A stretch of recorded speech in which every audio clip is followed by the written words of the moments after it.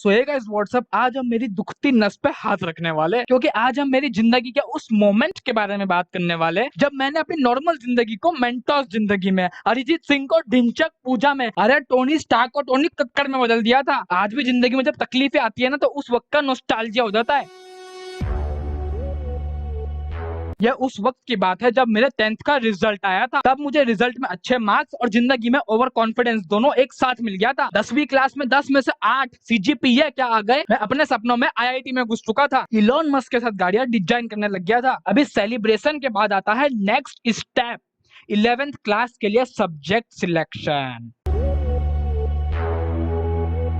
अब मैंने अपने 10th के मार्क्स पूरे मोहल्ले के अंकलों को, आंटियों को, उनके बच्चों को, उनके आने वाले बच्चों को, सभी को बता दिया था। अब इतना सब होने के बाद इंसान ओवर कॉन्फिडेंस और पीयर प्रेशर दोनों में आ जाता है, और इसीलिए मैंने साइंस ले लिया, साइंस ले लिया, साइंस ले लिया।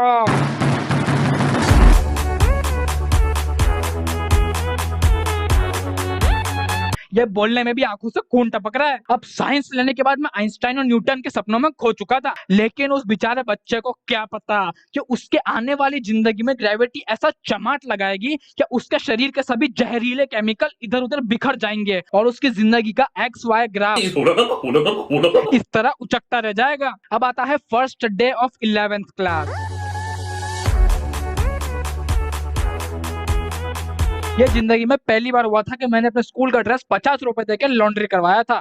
अब मैं जैसे ही अपनी क्लास में एंटर हुआ, मेरे सामने टॉपर्स, रैंकर्स, पढ़ने वाले बच्चों का पूरा बुफे लगा हुआ था, और मेरे दिमाग में एक ही बात चल रही थी, ये कौन सी दुनिया में आ गया मैं।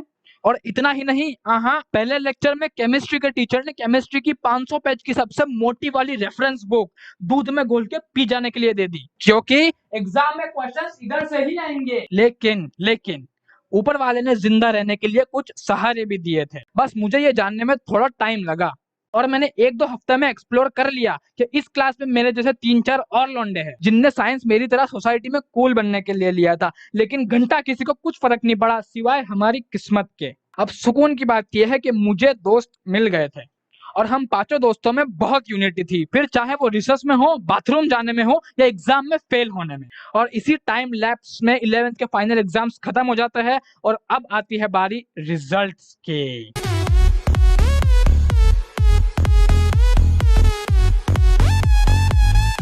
अब एग्जाम्स और उसकी तैयारियों में हम 5 ने जितनी बर्बादियां मचाई थी, उससे 10,000 गुना ज्यादा बर्बादियां हमारे रिजल्ट में मची थी। मुझे आज भी याद है, मैं मम्मी के साथ गया था फाइनल एग्जाम का रिजल्ट लेने। अब हम जब क्लास में एंटर हुए, तब पूरी क्लास में मैम के सिवा कोई नहीं था, तो मम्मी के पास पूरी अपॉर्चुनिटी थी मेरा रिजल्ट देख के मुझे इनाम देने की, और रिजल्ट डिस्ट्रीब्यूट कर रही थी हमारी फेवरेट केमिस्ट्री टीचर।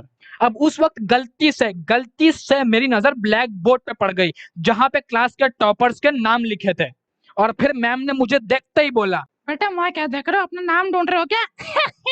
बेटा मेहनत मत करो, वहाँ पे उनका नाम आता है जो एग्जाम के पहले मेहनत करते हैं।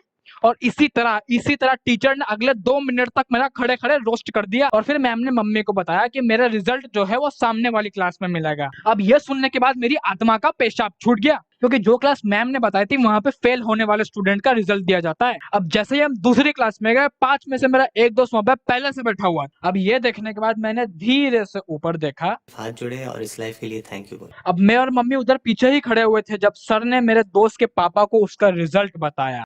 आई एम सॉरी सर, आपका बेटा जो है वो फेल हो चुका है।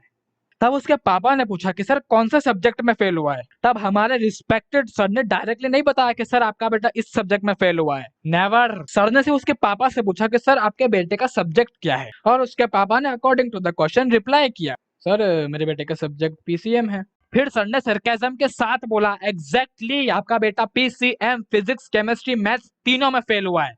बस इसके बाद मेरा दोस्त और उसके पापा दोनों वहां से सर को थैंक यू बोल के निकल गए। मे भी उनको सर का सरकाज़म समझ नहीं आया।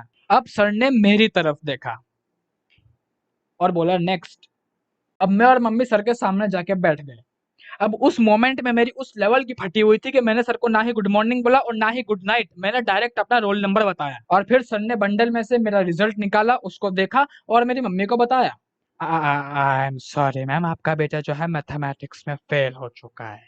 ये सुनते ही मैंने बोला क्या सिर्फ मैथमेटिक्स में? और ये सुन के सर बोले क्या बेटा है तुमको भी तीनों में फेल होना है? अब मेरी इस खुशी के पीछे का कारण ये है कि जब हमारे स्कूल में कोई स्टूडेंट 2 या 2 से ज्यादा सब्जेक्ट में फेल हो जाता है तो उसे स्कूल से निकाल दिया जाता है, जबकि एक सब्जेक्ट में फेल होने वालों को सप्लीमेंट्री एग्जाम देके नेक्स्ट क्लास में प्रमोट कर दिया जाता है। ये हो गई खुशी की बात। अब दुख की बात यह है कि 5 में से मेरे 3 दोस्त तीनों सब्जेक्ट में फेल हो गए और वो स्कूल से बाहर हो गए, जबकि चौथा वाला जो था वो सप्लीमेंट्री एग्जाम में मेरे पीछे ही बैठा था। सो ये थी मेरी 11th क्लास की अद्भुत कहानी। अगर आपको ये कहानी सुनने में मजा आया तो लाइक शेयर सब्सक्राइब सब एक साथ कर दो, और अगर आपको ऐसे ही मेरी लाइफ के इंसिडेंट सुनने में मजा आता है तो यार कमेंट करो, हो सकता है हम एक और वीडियोस पे बना सकते हैं, क्योंकि मेरे पास ऐसे बहुत सारे इंसिडेंट पड़े हुए हैं। तो मिलते हैं नेक्स्ट वीडियो में, तब तक के लिए बाय।